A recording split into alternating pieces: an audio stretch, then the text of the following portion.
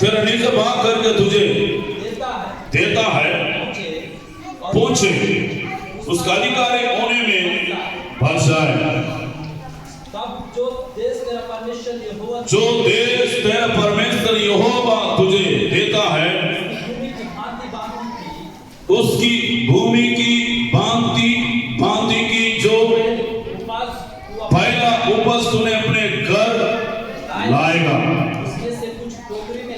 उसमें से कुछ टोकरी में लेकर उसी स्थान पर जाना जिससे तेरा परमेश्वर यहोवा अपने नाम को निवास करने को क्या करे, सुन ले। Hallelujah, hallelujah. और एक यहां पे लिखा है, ध्यान से सुनिए, तब तुम जो देश परमेश्वर यहोवा ने तुझको दिया है। यहां पे इस्राएल लोगों के बारे में बोल रहा है परमेश्वर। हालेलुया। ये भी भारत भी एक हमारा देश है। भारत भी क्या है, इधर देखो सब लोग, हमारा देश है। भारत देश में हम लोग छत्तीसगढ़ स्टेट में, बीजापुर जिला में, ब्लॉक हुसूर में, गांव हीरापुर में रहते हैं। हालेलुया। तो यहाँ पे लिखा है उसकी भूमि की भांति भांति जो पहला उपज तो अपने घर लाएगा।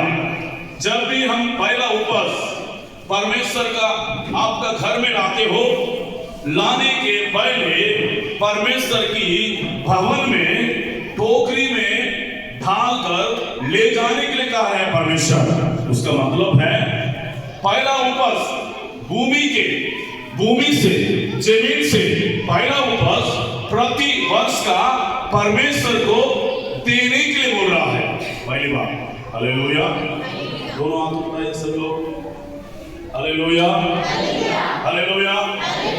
पहला उपज किसको देना चाहिए, किसको देना है, परमेश्वर का भवन में ले जाके पहला उपज देना। यहाँ पे लिखा है। और एक वचन पढ़ेंगे, व्यवस्था विवरण 14 अध्याय 22 पद पढ़ेंगे।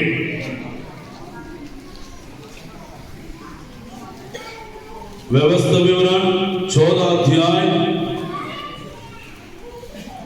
22 पद।